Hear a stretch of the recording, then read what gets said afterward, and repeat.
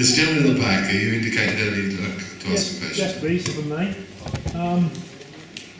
Gentleman on the right-hand side was quite correct just now when he said most of the people have never heard of any of you gents before. First I heard of you was today when I read it in a freebie paper. So I don't know a thing about you, and I'm honest about that one. My question is quite simply this. Speaking as a resident of Wisbech, and being one who was on the front line at one time, because I've been there, done it and got a t-shirt if you want, what assurances can you give us as residents of Wisbech that you're going to put more bobbies on the beat that we can see and not just hear that Nina, Nina, Nina, Nina, but watch officers walking around our town day and night instead of having to transfer to March or to King's Lynn, because at the moment it's a disgrace. I have not seen a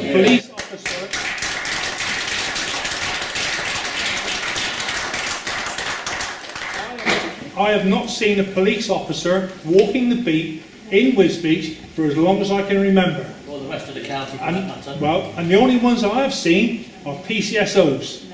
What the hell is happening to our once proud police force? And anybody up there on that top table who can assure me and everybody else in this room that they will change it, then I will seriously give you consideration.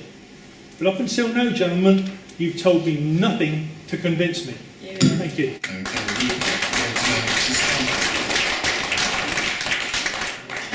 I'm sorry I'm going to have to disappoint you. I will not lie to you. I will not be putting a priority in increasing bobbies on the beat. What I'll be doing instead is working to reduce crime, working to reduce the number of people who are victims of crime, reducing the harm. One of the challenges we have in policing historically, that's something that was a bit of a craft. We learned from your copy training, and the problem was that if you just put bobbies on the beat, where this has been done, in New York, in parts of the UK too, I won't describe in detail, it does give a degree of reassurance temporarily, but does not reduce crime. The way to make you feel safer is to reduce the crime. It is to make sure you have an opportunity to connect with the police. So you know, if you do make a contact with them by phone or in person, or even by letter, you know you'll get your query dealt with effectively, efficiently, and in a way that helps. Just having something in a high-vis jacket that says Chief Police on the back, and not being a so-called competent officer, does not help in the modern age where we have so many in the population. I will not lie to you and say I'm going to buy your votes by giving more bobbies on the beat, because that would be a lie.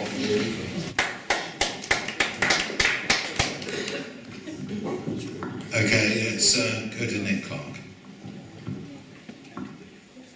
Thank you. I'd like to remind people that when I was the leader of the County Council, for the first time ever, because I recognised that Wisbech was struggling to be recognised in the county, I brought the Cabinet here for its very first time outside of Shire Hall and repeated that process and also did it to St Neots. That was a symbol to you as people that we cared. I was instrumental in starting the Wisbech 2020 vision. I'm not sure where that's gone now, but I was certainly there at the top table to deliver on that one. And I gave assurances to, as it was the Conservative group at the time, that I would stick up for and look after the north of the county because there was a suspicion that only the south gets looked after. So I have a record in doing that. To deal with your direct question though, okay, we work within the budgets we've got unless we have a strong national voice to challenge those budgets. I have a history of doing that and I will do it again. I want to set up zero tolerance teams. These will consist of teams of police officers and hopefully with council officers as well, and they'll descend upon communities on a random basis, sweeping up all the low-level crime, the antisocial behaviour, the drinking in public, the speeding, the parking on pavements, all the stuff that frustrates all of us. And that will achieve two things. One, it will give you reassurance for the first time in a long time that police are in your community in sufficient numbers to be seen and you can go and talk to them. But secondly, it sends a message, a strong message to those that break the laws that you can get caught. Because you're quite right, sir, at the moment, people can speed through Wisbech as often as they wanted to, and the chances of getting caught are almost zero. And that's a direct result of the 8% reduction in police officers since 2010. So please, don't anyone leave this room thinking that the Conservative Party is here to support law and order, because it has taken a massive axe to police budgets. The promise by the Chancellor to protect budgets to the end of this Parliament isn't a real saving at all, real protection at all, and only came about because of the terrible atrocities on the continent. So we need to start fighting on the national stage for more funding. Instantly, I will take an axe to my own office, the Police and Crime Commissioner's office. When I was an independent member on the Police Authority, there were 6 staff, and it was costing about £350,000 a year for the insurances and so on. That's risen to 17 staff and £650,000 of cost under the Conservatives. Now, that money can be taken out of the pot straight away and put into the 101 service, which is what we have got, which doesn't work at the moment, to get in contact, and it can also fund police officers, and that would be within my gift.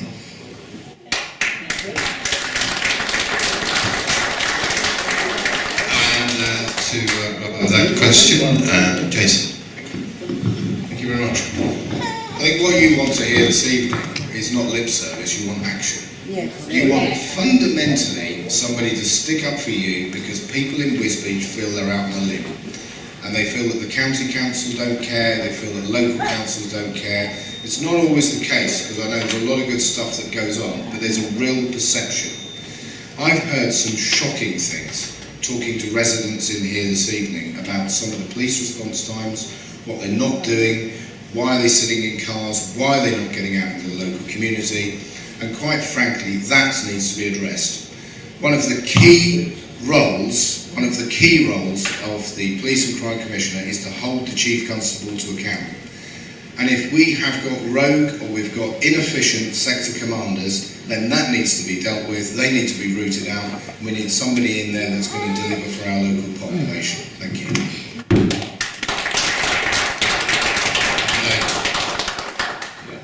Thank you for that question. We're here tonight because I spoke to the people in Wisbech on 5 occasions, and everybody said to me, we do not see police officers, we do not get to see the politicians involved. So I said to some colleagues of mine in Wisbech, let's organise this thing, I'll pay for it, and I hope that the other people may contribute, maybe they want it's coming out of my pocket. So we're here tonight because I set this up, because this is part of the core of what I want to do as a police officer. Please. Before you say a word, you may be breaking the law, because that can be seen as an inducement. Okay, I'm not allowed to do it. Right. You have. Okay, I have. Year on year,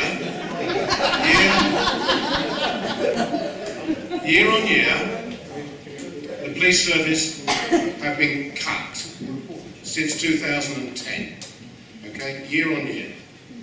I'm against that. Year on year, the PCC, in charge of this service in this county, has cut the police service. And when the question came up earlier about political allegiances, that clearly that PCC was a Tory. I can't accept that another Tory is going to be any different. The party will line up alongside their party. That's what it's like to be in that party. What did my party do? My party's made a pledge. My party's made a pledge, more bobbies on the beat. My party brought in more bobbies on the beat. I am making that pledge.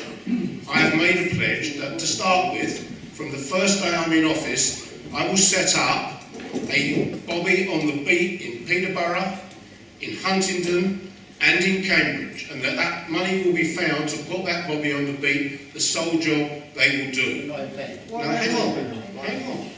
That will be the start. I am aware of what's happening in Wisbech. I'm aware of what people have said, and don't believe that you won't be at the top of my list. I will be down here to listen to what you are saying again, and to bring the police with me. Now, you can shake your head. You just gave us your list and we weren't on the top. No, I didn't. We were 4. I said we'll start. We always come up last. We're Everybody starting. else first, then us. Well, you won't be last. Well, we are. And that will be the start of my We've got list. one PCSO on here, 4 days on, 4 days off. Okay. said Peterborough, Huntingdon and Cambridgeshire. Story. None of those offenders, so we're obviously not on the top of your list. No, I said, listen, after that, you will be at the top of my list. After the first three. Okay, what? Just explain to me, I mean, I'm getting pinned out here and it's easy to laugh at me, but just explain to me what anybody else has done for you. You've told me about what hasn't been done, I'm telling you what I'm going to do. It's easy And that's to say where what it hasn't ends. been done.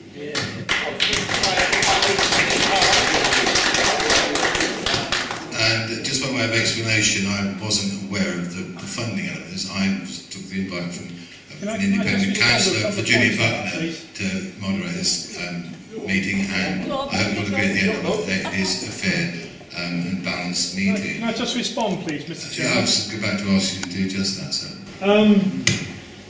The speaker on the right-hand side, Liberal Democrat, I mean, I'm sorry, I have to say, I was always brought up to believe that prevention was better than cure.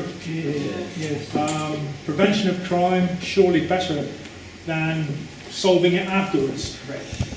That's what I said. You didn't actually. You didn't actually. Well, that's not the way it came over to me. I apologise if you did, that's not the way it came over to me. In response to just a couple of other comments, if I may, yeah, I agree that we should have more bobbies on the beat. As I said, I've been there, done it. However, what I do not agree with is all these broken promises that we've had, and I've heard nothing from the table to assure me otherwise, of response times for Wisbech. A good example, and I don't mind saying this, several months ago my grandson was assaulted. My son reported it. Do you know how long it took the police officer to arrive to take a statement? 72 hours. You're lucky you arrived. 72 hours on a 9-year-old grandson who'd been assaulted. Disgusting. And that officer came from March. Where is the logic in that, gentlemen?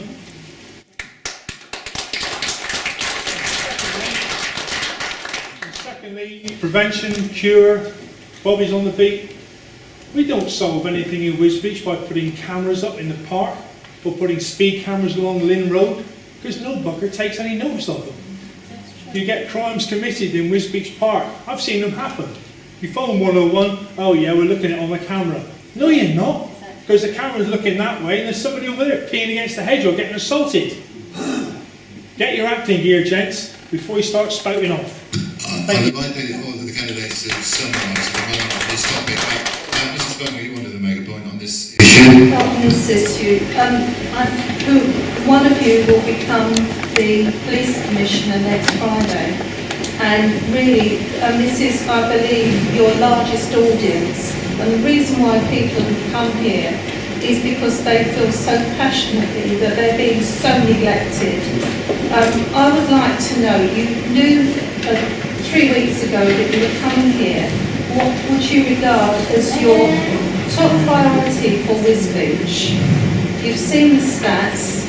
What do you think is the key issue that needs to be addressed? Okay, we'll take that. We'll just postpone that question for a moment, because I thought you were going to continue the debate on the other topic. And I know it is similar. I know I'll come back to that in a moment as a direct question to the candidates. But a gentleman there wanted to have a word, and Alan, you wanted a word on the topic of policing in Wisbech. Yeah. After 3.5 weeks of badgering the police commissioner, Sir Graham Bright, I finally had an answer to my question, which is it a statutory obligation for the police to enforce the law?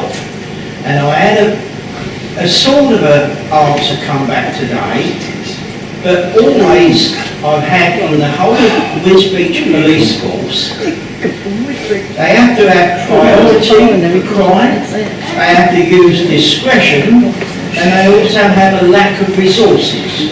So would any of the potential prime candidates here be able to get rid of those 3 excuses? Okay, I'll add that one into their response in just a moment.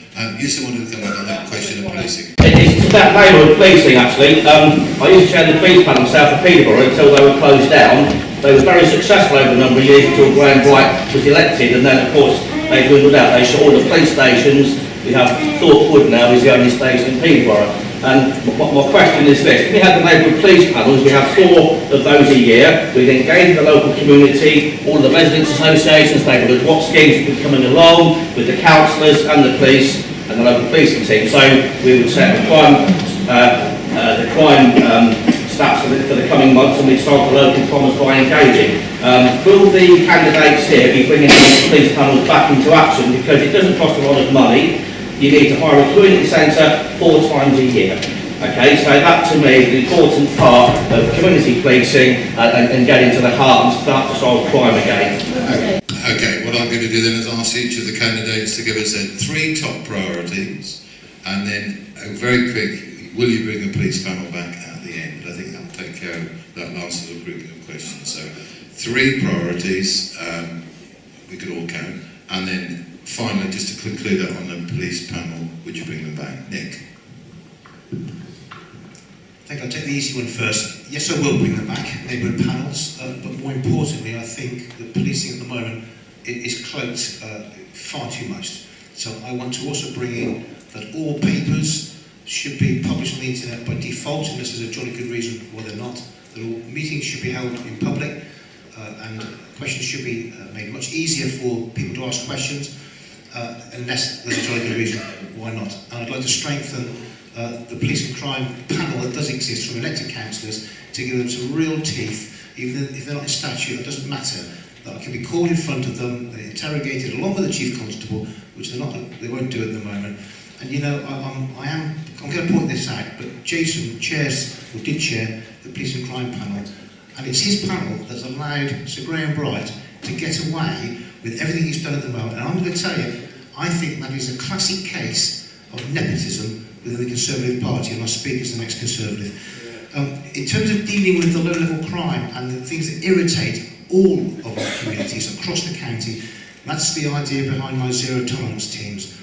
They can arrive unannounced and they can deal with it. So when you see people urinating when they shouldn't be urinating, you know, they'll have to do it a number of times, I guess, but one day that zero-tolerance team will turn up and they will be arrested and they will all be taken back, and it will be dealt with very seriously, along with the parking on the pavements, which get in the way of people with eye problems like I've got at the moment, and all the rest of it. You know, these things are not being dealt with at the moment because the Chief Constable has less resources and he's focused on the very serious crimes.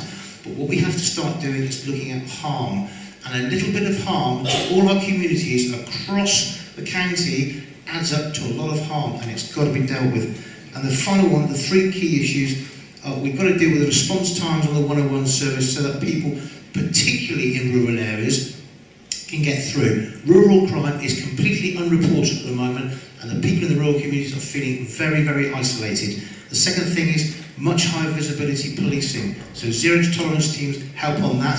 I've told you where I'm going to make some savings from my own office in respect of getting more funding, and that's got to go in high-vis policing. And that means, even with the PCSOs, they've got to go back to how they used to be. I don't mind them being in cars going between communities, then they get out and walk around for 2 hours or 3 hours or whatever it takes, not driving around hoping they're going to get caught for something else. And the third one, I'm afraid, it's drugs.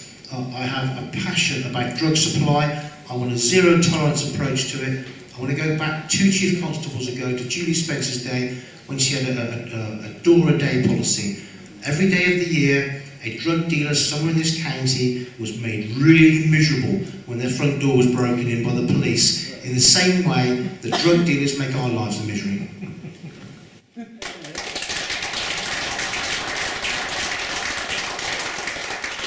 I thought I could add up to 3, but there we go. There's okay, let's go to the... John, can I ask a question? Can you wait to the answer, then I can take your first question in, because they've all got the same question, and then I'll put Mr. Johnson. Thank you very much. Just in response to the comments that were made about the police and crime panel, of course it is cross-party, so please go back to your UKIP member that was on there that was clearly not doing his job either. I chair it and allow everyone to speak, and anybody that sees me chair a meeting allows everyone to do it in terms of me allowing people to do what they need to do on those panels, so let's not have that. In terms of Wisbech, I think one of the key things we need to tackle is violent crime. I've heard a lot of people in my visits over here talking about violence towards youngsters especially, and that has to be a key priority. But a lot of that does come back to drugs as the core issue that needs to be fundamentally dealt with so incredibly harshly.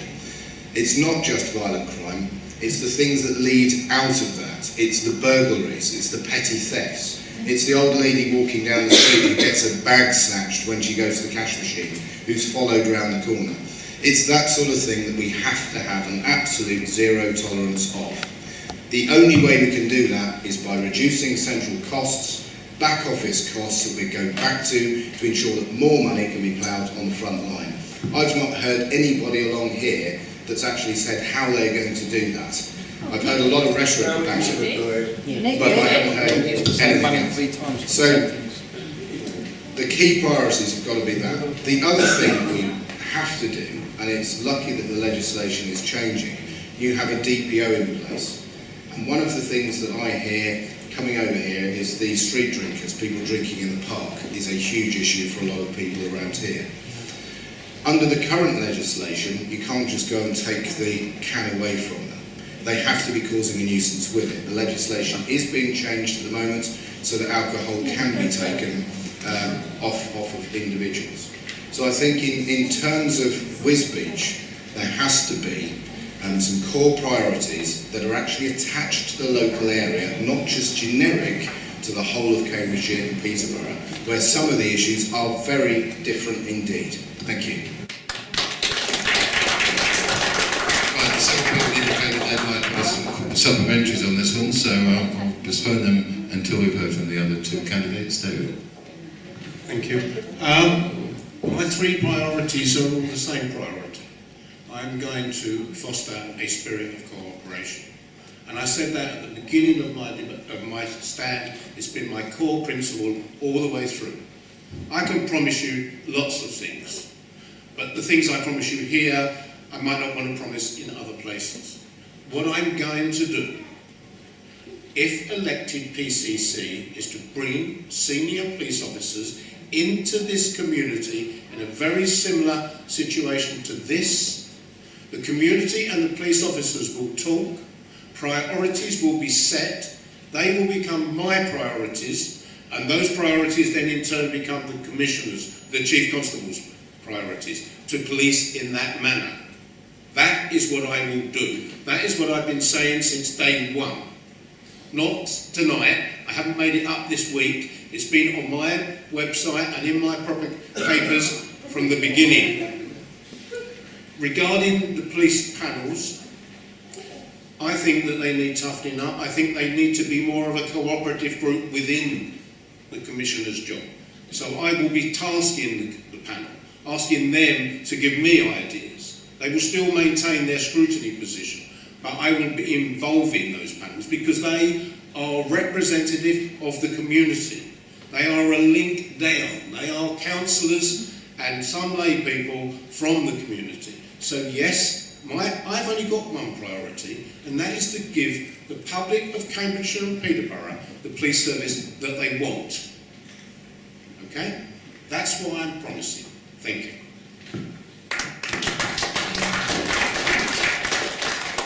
And our last candidate, Ruben. Thank you, yes. Easy question first. Yes, reconstituting neighbourhood panels where the neighbourhood wants them. In Cambridge, there are things called area committees which meet and do priority setting for the local police service there. And that works really well. The police turn up in numbers, the area sergeant at least, occasionally the sector inspector, and the councillors discuss the priorities. Members of the public say what they feel about possible priorities. They come to a decision and they then become the priorities for that neighbourhood policing team. And that works really well. In some places, parish councils express express an opinion. If that's what floats their boat in the parish, that's what we do. If there is enthusiasm for the neighbourhood panel, we will set it up. I will come along, make sure it works, and then we'll take their view as the way to drive the priority for their neighbourhood. That is the only way to be sure that the local police service delivers what the local people want. That leads to one of my other priorities, which is making sure that the police go back to first principles. When Sir Robert Peel set up the first police service, the Met, in the early 19th century, it was all about people doing what the public would normally do, but full time. That was the underpinning thing of a police officer, that they would become just a member of the public, but doing something all the time that we all wanted to have done. Policing by consent is used as a shorthand for that, but that's been lost. We need to get that back, so that the police service in Cambridgeshire and Peterborough is serving the community and doing it in the way that the community wants. And some of that is walking about.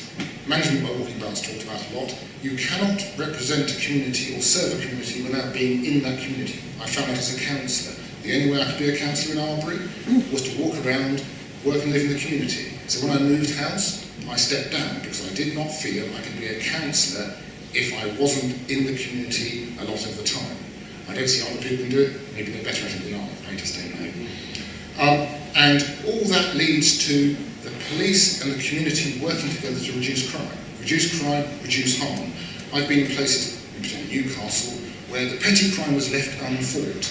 And those areas are dead now. There are rows and rows of lovely Victorian terraced flats, Tyneside flats. They're just completely empty because when a bit of arson, petty theft, just lawlessness at the really low level was left unchecked, people moved out if they could, people stuck behind suffered, and then they left too.